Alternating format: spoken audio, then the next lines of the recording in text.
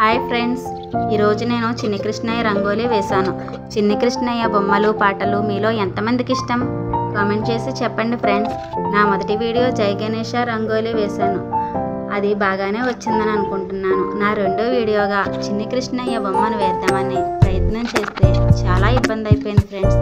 వేయలేనేమో అనుకున్నాను, కానీ ఎలాగో వేయగలిగాను. బాగానే వచ్చిందని అనుకుంటున్నాను. చిన్ని కృష్ణయ్య లీలలు మహిమలు ఎవరికి ఇష్టం ఉండవు?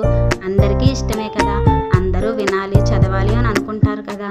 నేను నాకు తెలిసిన 2-3 లీలలను మీతో పంచుకోవాలని అనుకుంటున్నాను. శ్రీకృష్ణుడు చిన్ని కృష్ణయ్యగా చేసిన అల్లరి పనులు అందరికీ ఇష్టమే. తన తల్లికి యశోదాదేవికి కోపం తెప్పించడం, ఆ తల్లి కోపంతో రోలికి కడితే అది లాక్కుంటూ వెళ్ళి వృక్షదేవతలకు శాపవిమోచనం కలిగిస్తాడు. గోపికా స్త్రీలు వస్త్రాలను అపహరించి వాళ్ళు వేడుకొని ప్రార్థించగా వాళ్ళ వస్త్రాలను వాళ్ళకిచ్చి రక్షిస్తాడు.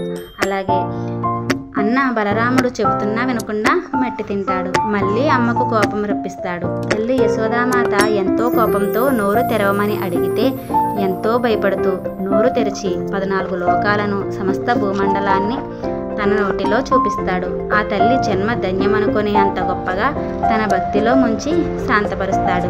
అలా చెప్పుకుంటూ ఉంటే చిన్ని కృష్ణయ్య లీలలు ఎన్నెన్నో. కుచేలుడు అటుకులు తీసుకుని వచ్చి తన స్నేహబంధాన్ని నిలుపుకోవాలనుకుంటాడు. తన స్నేహబంధాన్ని నిలపడానికి సహకరించి శ్రీకృష్ణుడు కుచేలుణ్ణి తీసుకుని వచ్చి రాజమర్యాదలు చేసి తను తెచ్చిన అటుకుల ప్రసాదం తిని శ్రీకృష్ణుడిని కుబేరుడిగా చేస్తాడు. ఎన్నో భోగభాగ్యాలు ఇచ్చి రక్షించి కాపాడతాడు. తన స్నేహం విలువను రక్షిస్తాడు. అలాగే చిన్ని కృష్ణుడు లీలలో ఎన్నెన్నో. చెప్పాలంటే మన వల్ల అవుతుందా?